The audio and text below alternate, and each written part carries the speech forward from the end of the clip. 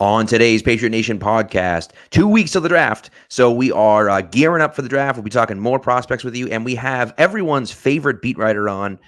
You know him, you love him. Phil Perry is on the show as well with us. So we'll finish off with Phil, and we'll start with some talk with me, Keegan, and Spags. It's going to be a heck of a show, so buckle up and cue the music. Gentlemen, it is April vacation, and I am so damn happy. I know I'm rubbing it in your faces because you have to work still, but I do not have to work for a whole week, and it's going to be glorious. I don't even know what vacation that's nice. is anymore. I was gonna say benefits of being a teacher, right? You get the two holidays, you get the summer off, so yeah, you're in the home stretch now for before summer, right? And the kids know it. The kids know it. Oh, do they know it? So, but it's good. It's good. But the best part about this time of the year, of course, is the draft is upon us, and we're 2 weeks away from the draft, and so we're anxiously awaiting the draft. I think it is at this point. 2 weeks from tonight will be the draft. We'll be on doing our 4-hour marathon during day one of the draft, and this happens every year, of course. But going into the draft, it was there's not a ton of prospects in this year's draft. It's not as good as it has been in years past, and now we're talking about the top 100 to 150 players are all starters that are going to come in and start on day one. And people are talking about, you really want those round 3 picks because those round 3 guys are going to be, are going to be starting day one. And it's like, bro, chill out, man. But this is what happens every year because we don't have a lot of time. And it's all we're doing is sitting here talking about draft. And so everyone gets hyped up on every prospect alive. But we're here to do the same thing. I mean, that's what we do, right? Like talk about prospects. Like these guys are the second coming of everyone, right? Yeah, I mean, the last 2 weeks before the draft is a barren wasteland of content. It's just all the worst stuff that we do comes in these last 2 weeks. Speaking of the worst stuff we do, me and Spags dropping the top 50. Wow, we got to get some time put together, but we'll have that before the draft. We're very excited about that as well. I wanted to throw that in there. I love that. Yeah, I think too, it's just not that it's different this year. I think last year was certainly my favorite because there was such a question mark at quarterback, and there was 5 quarterbacks going in the first round. Yep. You didn't really know which direction they'd go. There was so many rumors of them moving up, and this year's a little. I think not that it's I enjoyed last year better, but I think this year's unique in its way where they have a lot of holes to fill, and you expect them to do that on both sides of the ball. It's just, hey, which positions are they leaning earlier than others, right? Or which positional groups do they feel more comfortable with, maybe waiting till day 3 to address. I think that's what's unique about it in the biggest kind of question mark with 2 weeks to go. I think it's so funny because I remember last year around this time and everyone's talking about at 15, the Patriots going to take Christian Barmore, and he's a perfect fit, and he's exactly what they love to do. And I was so pissed. I was like, if they take freaking Christian Barmore at 15, I'm going to lose my mind because they need a quarterback desperately. And I'm like, Barmore's a good player. But at 15, if there's a quarterback on the board and you're taking a defensive tackle, like you need your head checked. And, of course, it ends up they take Mack at 15 and they get Barmore anyways at 38. And so, you never know how the draft's going to shake out. I can't imagine this year having 5 quarterbacks go. I mean, he was the last one taken in the first round, and he was, they went 5 in the top 15.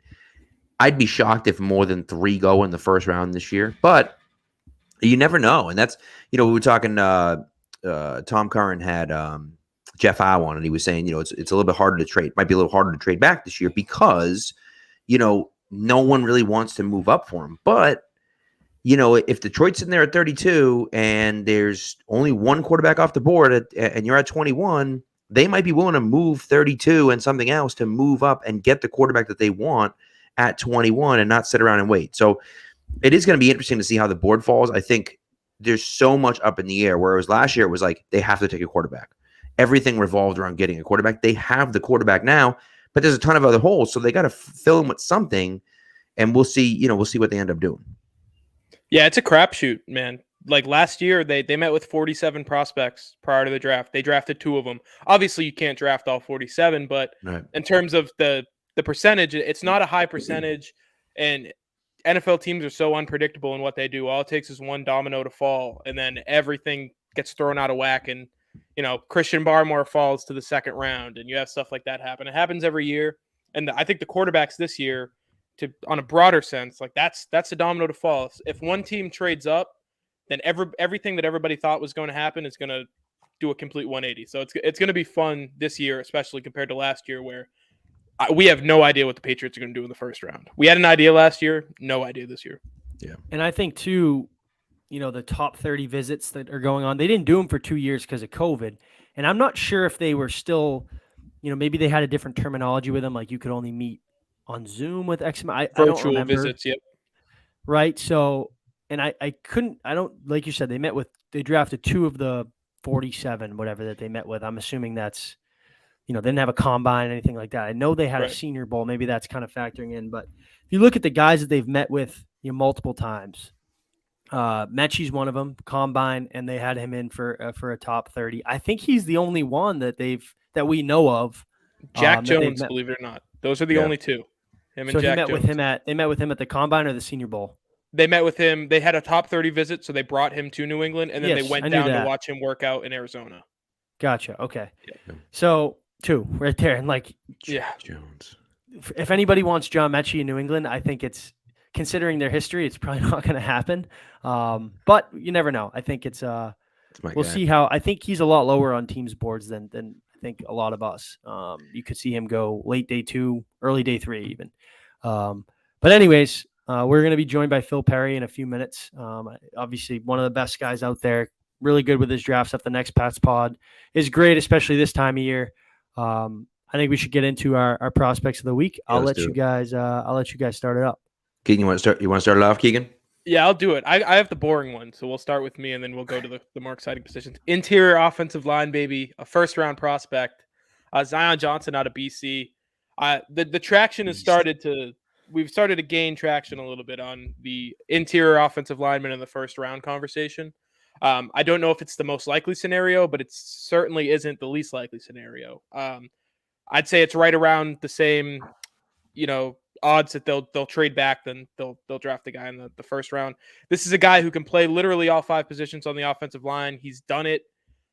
He played tackle and guard in college at both Davidson and BC, and then at the Senior Bowl, he spent the entire week at center, and he was the best center there after having never snapped the football in his life. So super athletic interior guy. His measurables are similar to that of Shaq Mason. He's a little bit smaller, but if you want to replace Shaq Mason with anybody, why not just get a guy who can do all the same stuff as him in terms of athletically, and who also is a little bit more versatile, where he can kick out to guard, he can kick inside to center, he can do everything. I love the big boys, you guys know that. So he has me really excited, because I think there's the prospects of the Patriots taking a look at him or Kenyon Green are high. Yeah, Crazy Matt says, he's not on the first round guard train. I get it. I get it. But if you look at the team right now, that might be the most glaring need on the team right now. They literally don't have an offensive line because they're missing a guard, right? So, if you get a guy that looks to be a surefire starter day one, possible Pro Bowl caliber player, it's worth it to draft a guy at 21 if that's what you think, and you really feel like this guy finishes our offensive line. And so, I understand the hesitation. I get that. But at the same time, I understand why they might look at him to draft him in the first round. So, all right, you said boring position. I'm gonna one up your offensive guard and go with nose tackle. I'm going with my dog Neil Farrell Jr. from LSU. This man is 6'4", 325. He's a big boy. He is a big boy. The problem with this big boy is that he ran a 5.41 40. Not great. Hashtag not great. 21.5-inch vertical jump and an 8.41 3-cone drill, which is just 0th percentile. Just not good. Not good. So, but at the same time, this is a guy that's a space eater. He's good with his hands. He's a very good run defender. Now, I will say, you look at it and say, okay, do we have a position for him? We do. We do have a position for him. We have a position in need. Nose tackle is a spot that would be a good position on the offensive line. On the defensive line, they don't really have a true nose tackle right now. Neil Farrell would be that type of guy. He's going to be a 5th, 6th round pick. So, you're not wasting a high pick on him. and you're getting a position that's valuable to the Patriots, but not necessarily valuable to other people. And so that's going to push him down the draft board because people aren't drafting this guy high. The athleticism is extremely limited, as you just heard. And, a lot of people don't have a role for a true nose tackle like the Patriots do. And so it's a situation where what they're looking for, kind of matches up with what he can do. Again, limited athletically, but it is a pretty solid guy in the middle. Yeah, I think that's a position that they'll certainly address, right? They have Godshaw, Barmore, obviously the kind of their guy for the future, but I think they'll certainly add depth there. For me, I'm going to go with cornerback Caleb Evans out of Missouri. Played 3 years at Tulsa. Had a good Senior Bowl. Did well against some of the top talent. He went up in competition, obviously in the SEC. Had a pretty good senior year. 4.4, 640. He's a big physical, kind of sticky, in your face kind of corner. Who knows if they're still valuing that press man cover guy early on? This is a guy that you can target. I think day 3 that can come in. He's a mature player and be able to compete for snaps on the outside, right away. This is a guy, like I said, that, uptick in competition, held his own against SEC caliber, competition, and a guy that I think, certainly has some value there, kind of in like the 100s to 130 range. Like I said, decent speed, good length for the position, 6'1", 195. Certainly fits kind of their mold of corners, and it could be a guy that they attack later on in the draft if it's not early on. I don't know if you saw Spags when you were looking into him, but last year Dan Mullen said he was a pain in the ass. I think that's the best way you could describe a cornerback. Just like, this kid's a pain in the ass. Man. I did actually see. Thank you for bringing it up. It's just like I said, you kind of watch his tape, and he's in your face. He's not cocky, confident, whatever you kind of want to say it. Right. You search him on Twitter. He's always breaking up a pass, kind of in your face. He plays a lot of high energy. I like this guy on day 3. I think it's a good fit. Yeah, and listen, they've been chasing that position, right? They drafted Joanne Williams. That obviously was a bust, but they clearly value the big-bodied, physical corners, and it hasn't really worked out for them for the most part since they had Brandon Browner. But they clearly want a guy that can do that. They just haven't been able to hit on that guy in the draft. So maybe this will be the year, with him. Yeah, and they always seem to find them, and I'm much more comfortable if they sit back and wait for people to come to them instead of reaching like they've done. When they sit back and then they say, we like this guy at this spot, and he's there, and they go and get them, like a undrafted guy maybe, Right. They always seem to hit on those. So I'm much more comfortable with them taking a late round guy than an early round guy. Exactly. All right. Here he is coming on the pod, one of our favorite guests. And we know him. You all love him. Phil Perry, NBC Sports Boston, the host of the Next Pats podcast, all over your TV screens and your podcast channels as well. Phil, thanks for coming on, man. We appreciate you coming through. Thank you guys for having me. It's a great time of year. I love this time of year. I love chopping it up with you guys. We were just saying too, the 2-week mark before the draft is just like, it's so blah. You've done all your research. It's kind of, you just want it to get here.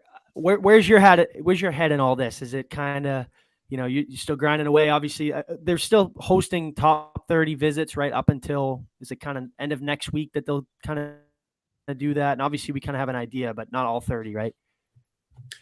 Yeah, so we'll continue to sort through those, and there's still, I think, some different scenarios that are fun to kind of go over. Okay, are they going to be able to trade down the way we all think that they might try to, or might it actually be harder than we're anticipating? Because I think it might be, because I think everybody's trying to trade down right now. So it takes 2 to tango. So I'm not sure they're going to be able to pull that off.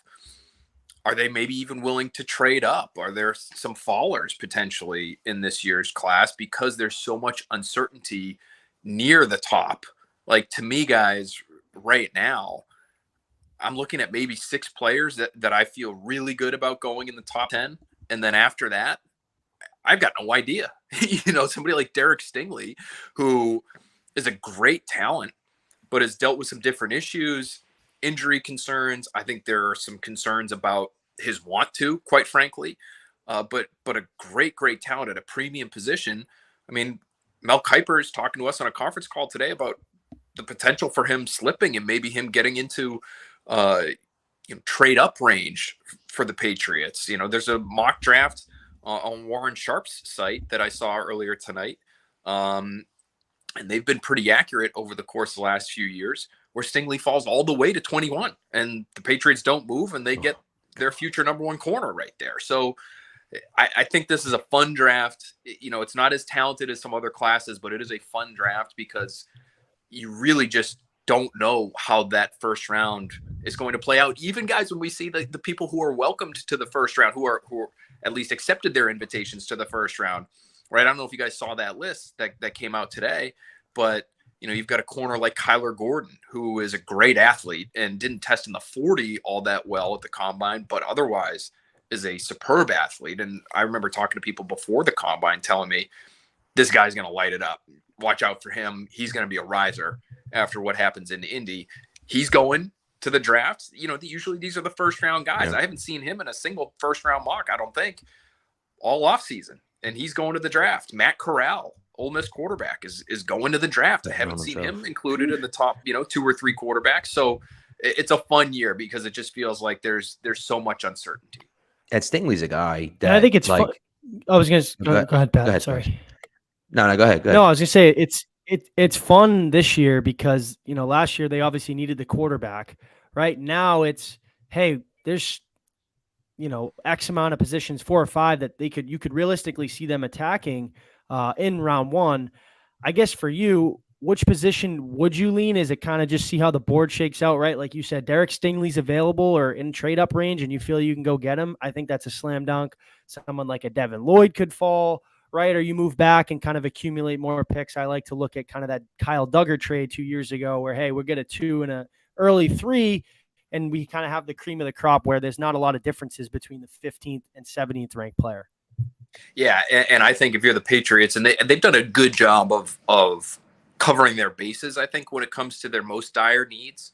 If you had to, you could play Malcolm Butler and Jalen Mills as your top 2 corners. Is it an ideal scenario? Maybe not, but you could do it. You could certainly play a game right now with the receiving group that you have. The one real starter need that I think you really have to address at some point in the draft is a guard, right? And we know you can get guards a lot of different places. So, I think they've done pretty well, but they still do have, to me, I guess it depends on your definition of need, but I would call tackle a need. Like they need a 3rd tackle for this year, and they need a future tackle for next year, and they might need 2 new tackles next year. Who knows, depending on how healthy these guys are and what ends up happening with them contractually. So that's up there. Guard is there for me. A corner, receiver, like I still would put those positions there, places that I would be trying to address. You mentioned linebacker.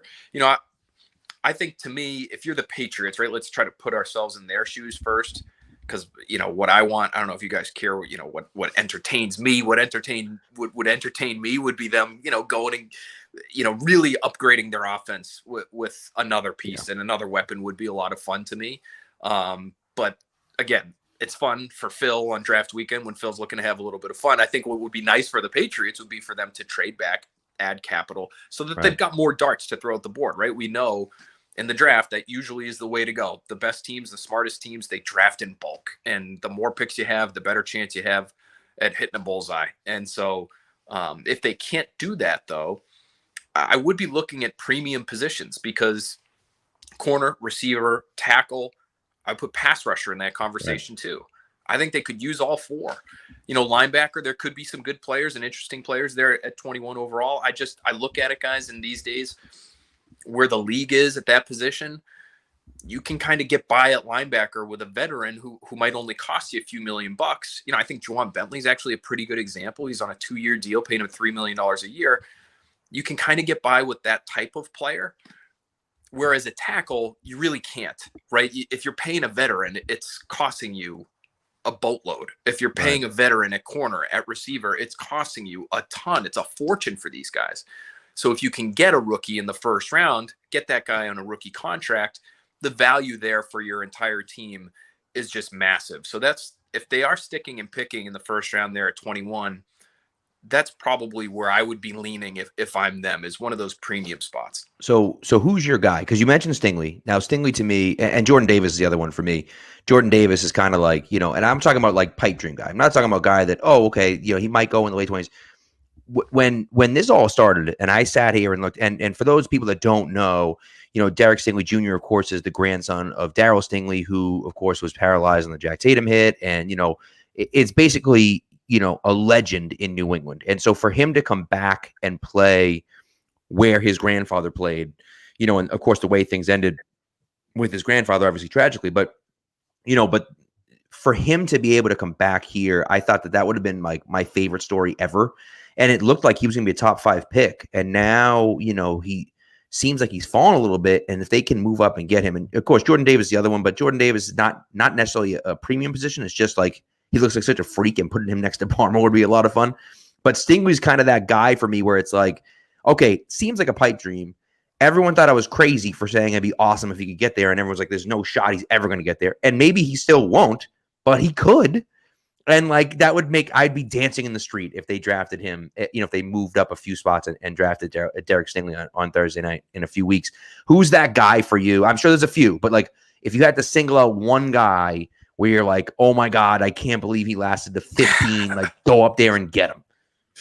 Yeah, I love both of those names, and I'm with you, Jordan Davis. That's not a premium position, but I'd be willing to make an exception there because that guy is just such a monster and he's such a freak athletically, and he would make your front seven, I think, so much better. Right. Every linebacker all of a sudden has the ability to cover more ground. Your pass rushers on the edges, life is easier for those guys. So he, to me, probably would be at the top of the list. Stingley would be somewhere in that range as well. I really like Jermaine Johnson from Florida State.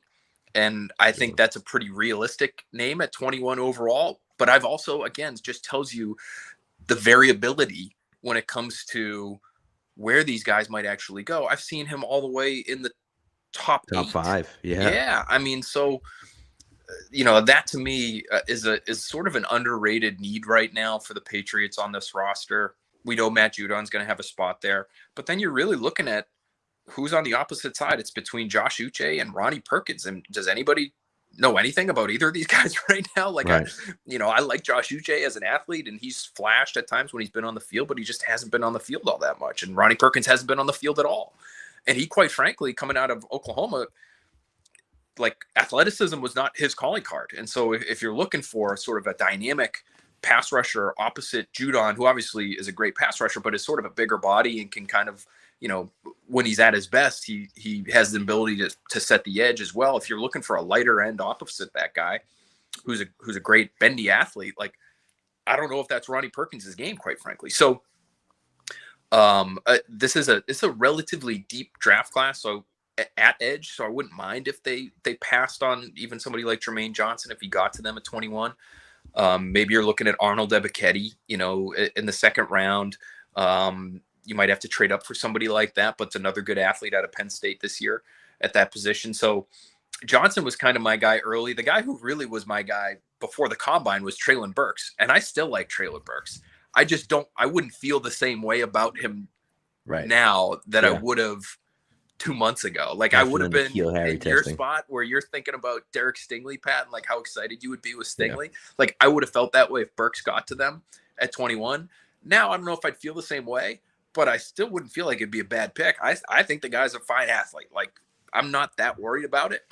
I just like his makeup. I like, what he brings to the table in terms of his versatility and being able to be used in the slot. I think people look at him as, well, he's a big body. You got to use him outside. No, not at all. Like they used him a ton in the slot at Arkansas, and you can use him a variety of different ways. Put him in the backfield. Like I just think that a weapon like that is not something that they should completely rule out, because the weapons right now, they're better with Parker. I like Kendrick Bourne, great relationship with Mac Jones. Like all that stuff is good, but you're still not near the top of the league as far as that position is concerned. And these days, those are the best teams, the teams that are at the top of the league at that position. So if you can find a real stud there, I would not be opposed to that. How do you think this thing's going to shake out? Because I said it like 3 times already before you came on. The draft is a crapshoot. We obviously know somebody's going to do something that's going to screw everybody else up. But, tackle is so deep and edge is so deep. And people put premiums on quarterbacks. How do you think that those top 20 picks are going to shake out, and what do you think the Patriots are going to be able to do off of that? Yeah, I think you're going to see 3 tackles at least come off. I don't know. I know there are people that are very high on Charles Cross. I don't know if he's a lock to go in that range. Like, that's another name. If you're looking at tackles for the Patriots, I think the guys that we've been talking about more at NBC have been, Trevor Penning, Bernard Ryman. Like, those guys might make it that far to 21. I think Cross could end up being in that category. It's just because he's one of these air raid guys now that Mike Leach is there at Mississippi State, and the NFL is a little bit afraid of air raid tackles. Like, it's just kind of where they are right now because those guys don't run block. So I think you're going to see 3 tackles probably definitely go off. It's not a good quarterback class, guys, but I'm fascinated to see just how desperate some of these teams get, because I could see Carolina taking one. I could see Pittsburgh trying to take one. I could see Seattle taking one. Again, Matt Corral is going to the draft. Does he think he's going in the first round? Because the connections spent there, a lot of time with Pete Carroll. Yeah. The connections there are pretty clear. You're right on, Spags. I remember writing about this a little bit, and I think my first mock draft I think it was right after the Combine, because he did spend time with Pete Carroll at the Combine, and Pete Carroll worked for Monty Kiffin, then Lane Kiffin worked for Pete Carroll, and now Lane Kiffin just coached Matt Corral, and so there's all kinds of intel there, and I think he would fit. So, if this is a draft where, Desmond Ridder is getting a lot of buzz right now, is, just because of the maturity and the intelligence and the intangibles he's bringing to the table and the athleticism. I think he's sort of an underrated athlete at that position. Malik Willis. So now it's like, is there a chance, if you're the Patriots, you're looking at this, even in a bad quarterback draft, where 4 quarterbacks end up going before pick 21? Because if it works out that way, that's a godsend for the Patriots. So that's what I would be rooting for. If I'm a Patriots fan, you got to be looking at this draft and hoping a quarterback goes at 6 to Carolina, and a quarterback goes at 9 to Seattle, and a quarterback goes to Pittsburgh right ahead of you at 20, and maybe there's another one that sort of squeezes his way into the mix there. So that to me is something that I think will happen, to answer your question, Keegan, just because quarterbacks always end up getting overvalued the closer and closer we get to this every draft. time. And I just can't see this group being an exception, even though everyone kind of agrees it's just not a great class. Well, now with the 5th round option now, it incentivizes you to take that quarterback in the first round because you get that extra year with him. It's maybe not as important that, with a defensive tackle, but with a quarterback, it's hugely important that you have that 5th year. And like a team like Carolina, I think they pick at 6 and they don't pick again till like 115 or something like that. Right. So like, if you're taking a quarterback, you're taking one at 6. Like, you're not taking one. You can't wait. It's not like, oh, we'll take him in the 2nd round. Like, no, you got to take him at 6, or you got to pray that someone wants to trade back or trade up with you. And but it's like, who the hell's going to do that at 6? So it is interesting. I will say, I know Spags said something. I will say, you mentioned Ronnie Perkins, and take PFF's grade for whatever you want it to be. In 2020 was the only defensive lineman in college football to have a grade above 90 in both pass rushing and run stopping plays. So, and again, I mean, who knows? That doesn't really necessarily mean anything, but Trey Flowers got redshirted his rookie pretty year. solid, right? So, it was an injury. That one was an injury, but still, that's right. Yeah, you're right. In the preseason, no doubt. right? You never know. Yeah. I just remember watching him last year and watching him work against a lot of right tackles, which, nothing against the right tackles of the world, but usually those aren't the best guys at the college level, even when you're at the level we're talking about, Oklahoma, playing all those, big time programs that they played. And I just remember, from an athletic testing standpoint, he did make our prototypical Patriot series, but it was like by the hair of his chin. It was like he just cleared just every threshold that the Patriots have. You kind of just barely made it. So, we're not talking about a freak of freaks. And listen, the same was true with Trey Flowers. We weren't talking about, necessarily a freak there either. He was really long and he was powerful and had good production at Arkansas, but he went in the 4th round for a reason. So anyway, it'll be interesting to see if they end up adding there, because again, it looks like a pretty deep class there. So you might be able to wait a little while and still get a pretty good player. But it's also the kind of position like tackle where if you wait very long, it's hard to find gems really late, because the guys that are really, really good are so rare physically that they all tend to go early. Agreed. Specs, did you have one? Because I have one more. I know you got to go. No, We don't want to keep you on too long, Phil. All right, I've got No, one I'm more. good here. I'm good. We just finished up bedtime, so I'm There we money go. right now. All right, Out on we've the got porch, 40 minutes feeling with good. Phil ready to go. No, I wanted to ask about the linebackers, because you mentioned Bentley, but there are so many guys that they have in the building that just haven't played in the past couple of years, like Cam McGrone, it's me and Spags' guy, Raekwon McMillan, who got hurt during the preseason. I just feel like maybe the Patriots are counting on them a little bit more than people on the outside are, because they haven't done much since the season started. They traded for Mac Wilson, but I feel like they might value those two guys a little bit more than everybody else does. I think they have I don't want to say high hopes, but I think they feel like there is promise with both those guys.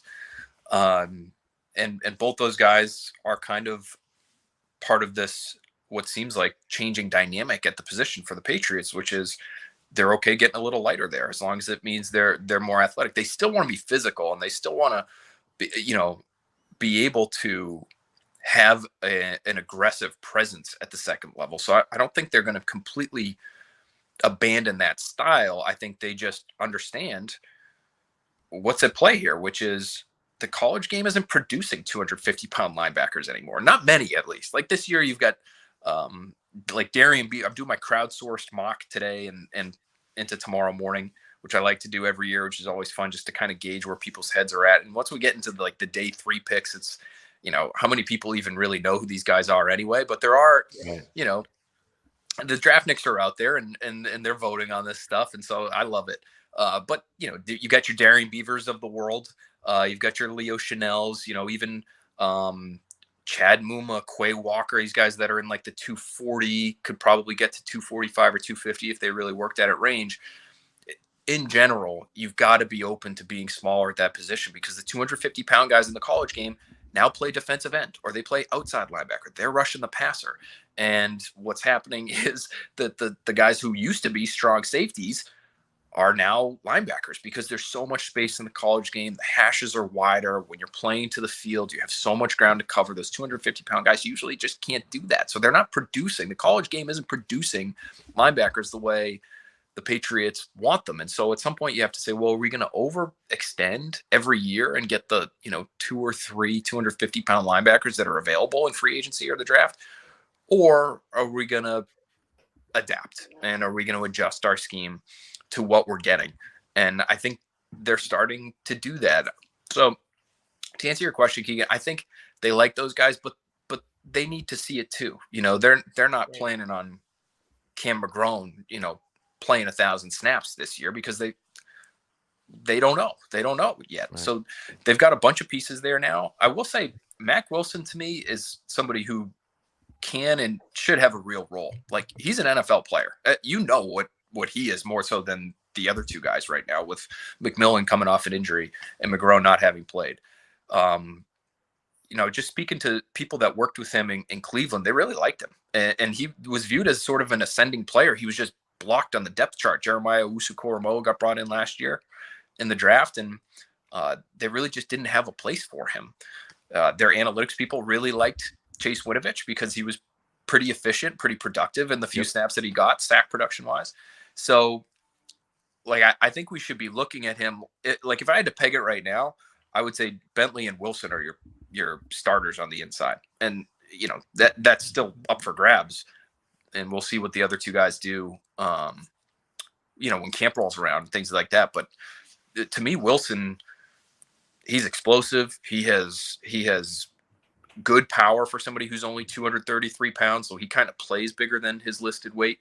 He can play in coverage. He's a little, he might not be the most disciplined guy in the world when it comes to making his drops and things like that, but he's also somebody who will occasionally come up with a splash play in coverage, which I think is something that they could use at that level. So, so that guy is the guy that I would be looking at as when we're talking about those sort of under the radar linebackers, even though he wasn't doing a whole lot in Cleveland, you kind of swapped him for a guy who really wasn't doing anything at all here in Chase Winovich. I think he has the ability to play a real role here. Yeah, agreed. I want to, on your next Pats episode that came out today, you talked about Jason Poe, who the offensive guard / fullback from Mercer, which is amazing. That's what we're talking about. 2 weeks before the draft, Spags. That's who we need to get into right now. Is the FCS guys, the Division II guys. Mm-hmm. All right, that's true. The Ivy League out there, the EJ Perrys of the world. Okay, that's what this time of year is for. I'm gonna bring this up real quick. Matt DM'd me like 3 weeks ago about Jason Poe, and he was like, "This guy from Mercer's sick," and I had to watch him. So shout out to Matt. He had it right on the nose. By the way, I'm in the middle of writing a 7-round mock draft for the Patriots, but pick 170, 5th round, pick 170, Jason Poe. So wow, we'll see. Listen, I'm a Jason Poe guy.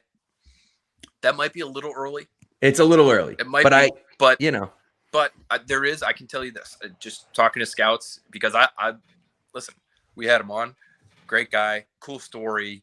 Played fullback in 2017 in community college. He's put on a ton of weight from the time he left high school to now, where he's 300 pounds. But he's clearly a rare athlete. I think there is buzz on him in NFL circles for sure. If he's drafted, I think it's probably going to be a little bit later on day 3, but you never know. Like, day 3, once you get into that range, it's almost like you're kind of angling for dibs on guys that might be priority free agents anyway. Right. So, if one coach likes him enough, that could be enough to get him in that range you're talking about in the 5th there. So the reason I brought up Poe was because I wanted from you just a few guys that are like, you're pretty sure are going to be day 3 guys, late round picks, but guys that you're high on, or guys that you'd like to see, get a shot with the Patriots, and kind of go from there. This is our new favorite thing, by the way. We've done this with Barth, and we got to get yours too. Yeah, the late round, kind of the unheralded guys. Right. Yeah. The weirdos. Yeah, the weirdos. I like that. Let me think. So, one guy who I think will probably end up being a day 3 pick. I don't know if he's going to be late though. Like he could be early day 3. Is Zach Tom from Wake Forest.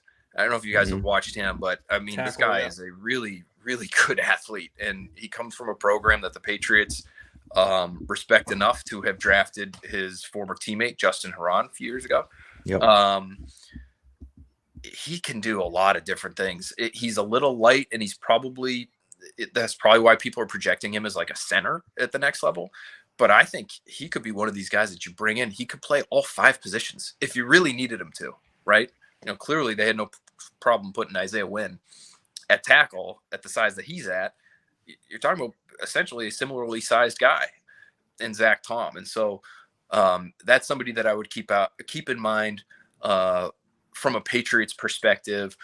Day 3, let's think. Who else? One of the guys that I really like, I'm doing my prototypical Patriots corners for tomorrow. And there are a few later round guys that kind of fit their mold.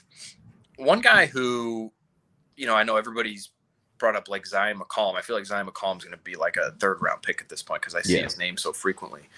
But Alontae Taylor is a name that I really like from Tennessee.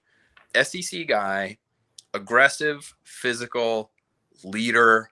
Like, having spoken to a couple people about him, again, this might be like early day 3. He might be a 4th round pick.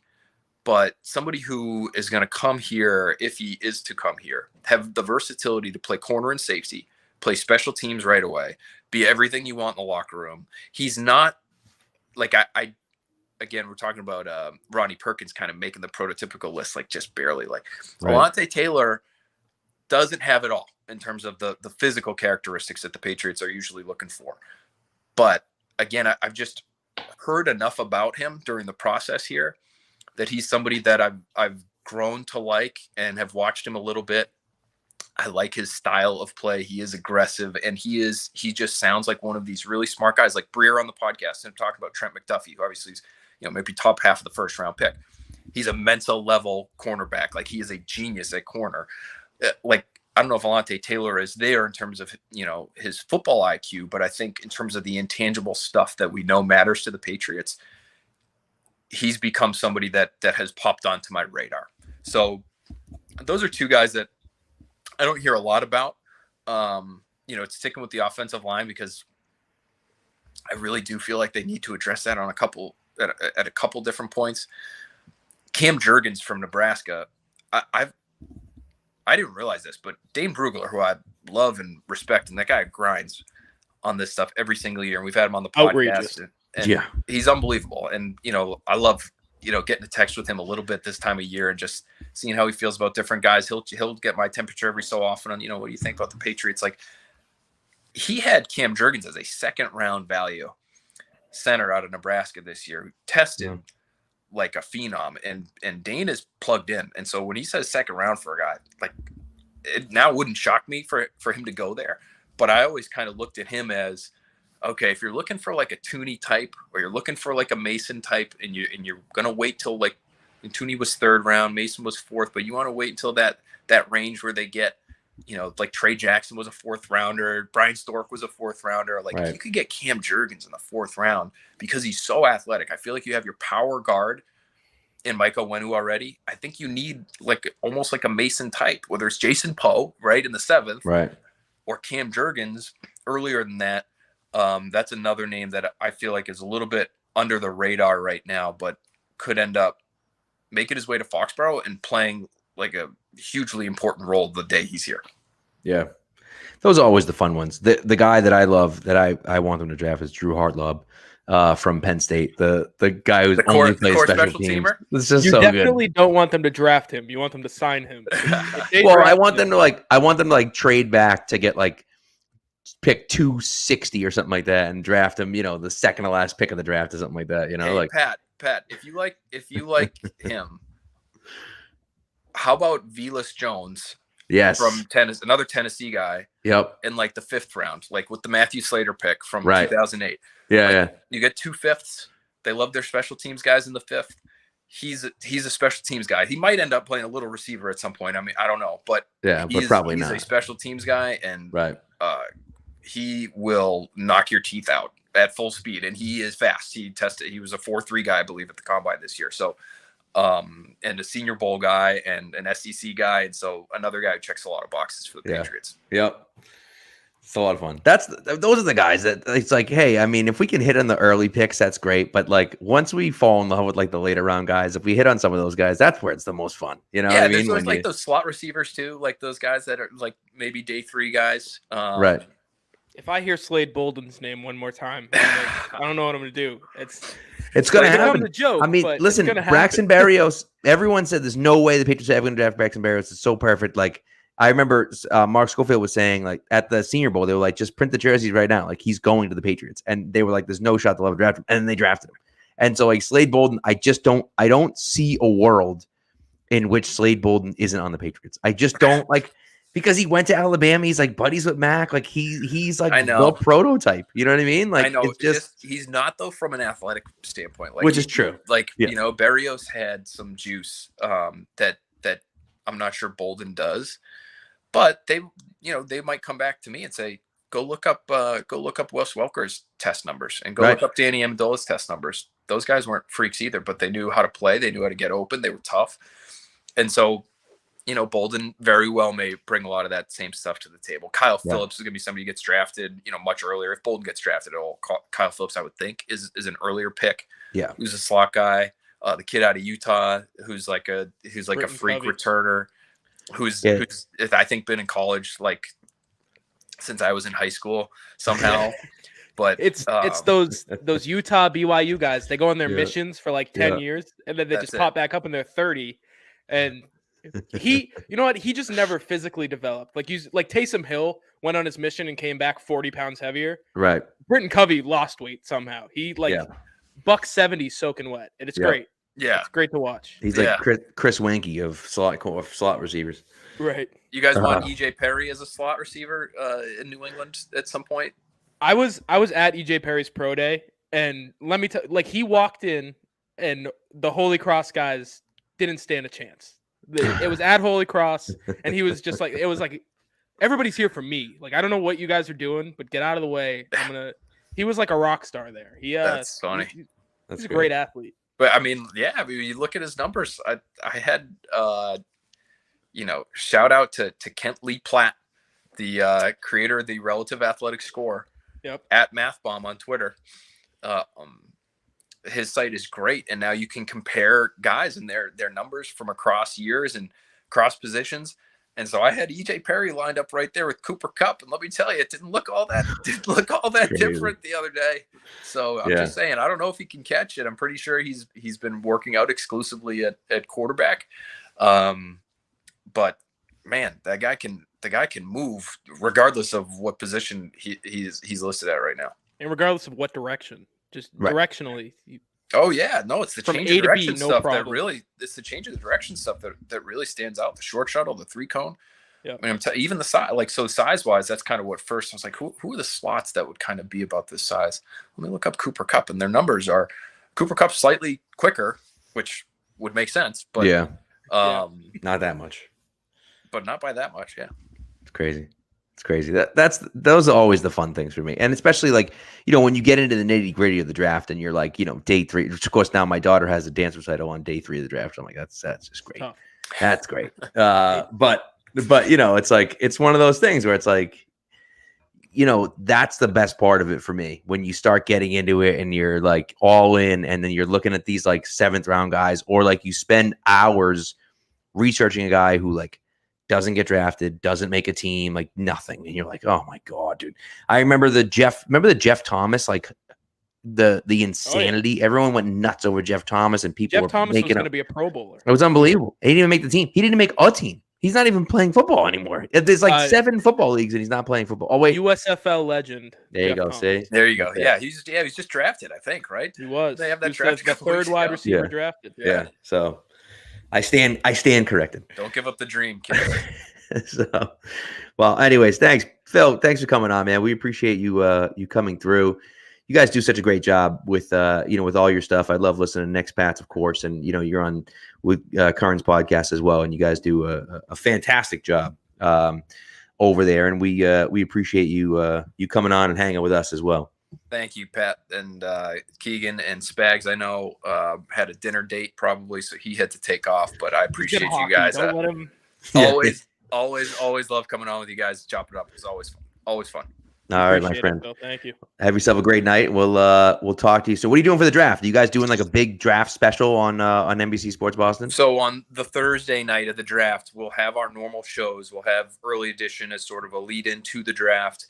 Then we'll have BST that night as the draft is as the first round is kind of finishing up. Hopefully, the Patriots will have made their pick by then, but we'll see. They end up trading back.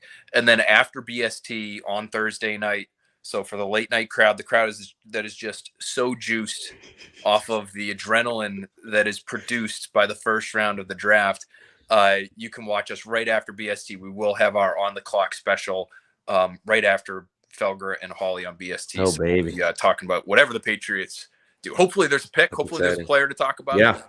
But that'll be that night for sure. Very nice. Well, listen, we're going to be live on YouTube the entire 4 hours of the first round. Ooh. So open invitation for you if you'd like to come on and chop it up with us while you're at the studio between shows. Yeah, let's figure that out. Let's do that. We got to get Phil just walking around with the phone and getting all the hot shots. That's it. That's what we're going to do. On. Walk through We'll have a party. I love that idea. I love it.